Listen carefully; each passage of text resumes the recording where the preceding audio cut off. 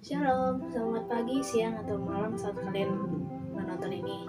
Saya Dominik Damiris Tanggang dari kelas 7E dari Sekolah SMPN 49 Jakarta. Saya di hari ini akan menceritakan tentang buku saya dan menjelaskan tentang buku ini.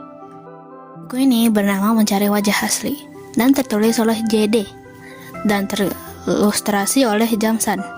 Buku ini sebenarnya bukan dari Indonesia melainkan dari Korea, tetapi bahasanya diubah jadi Indonesia agar ya bisa dibaca oleh pembaca yang tidak tahu Korea seperti saya.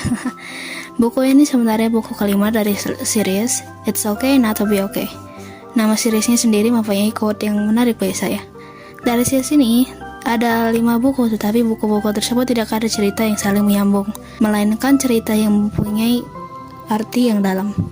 Penerbit dari buku ini bernama M dan C, dan Clover dari Gedung Kompas Gramedia.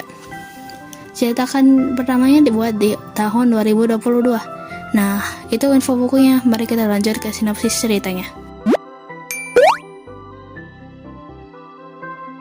Dahulu kala terdapat kastel di sebuah hutan.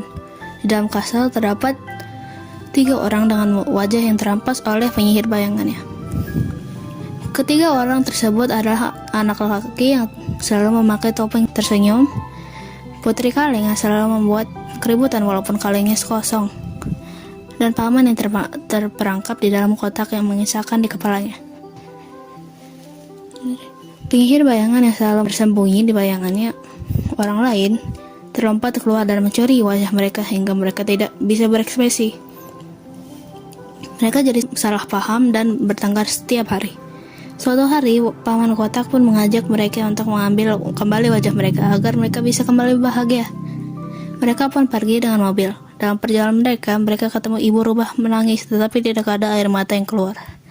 Anak lelaki bertopeng bertanya mengapa ibu rubah menangis hingga tidak ada lagi air mata yang keluar. Ternyata ibu rubah kehilangan anaknya di padang salju yang mencoba untuk mencairkan saljunya dengan air matanya. Lelaki bertopeng tersebut ikut menangis. Tak lama kemudian, anak rubah membeku kelihatan dengan memegang raspberry yang disukai ibunya. Mereka melanjutkan perjalanan mereka dan bertemu dengan badut yang menari tanpa baju di atas semak-semak yang berduri. Putri kaleng yang bertanya mengapa ia menari di atas semak berduri. Ternyata badut menjawab bahwa ia mengira akan ada yang melihat dia, tetapi ternyata dia saja yang sakit dan tidak terbantu. Putri kaleng masuk ke semak bunga berduri dan berdasar di atasnya bersama badut. Karena ia terbuat dari kaleng, semak tersebut tidak menyakitinya. Kaleng tersebut membuat suara yang keras sehingga orang lain juga bisa berkumpul dan melihat mereka. Saat itu penyihir bayangan muncul dan menculik putri kaleng dan anak bertopeng. Ia mengutuk mereka agar mereka pun terkurung dalam gua kecil yang dalam dan gelap. Paman kotak menemukan mereka tetapi kesusahan masuk gua yang sempit. Namun paman kotak memberanikan dirinya dan melepaskan kotaknya dan membantu putri kaleng dan anak bertopeng. Mereka keluar. Kedua orang tersebut tertawa melihat wajah paman yang berlepotan. Topeng bocah tersebut lepas dan kaleng tubuh putri pun lepas. Pada akhirnya mereka sadar bahwa yang dicuri bukanlah wajah asli mereka melainkan keberanian untuk menemukan bahagia.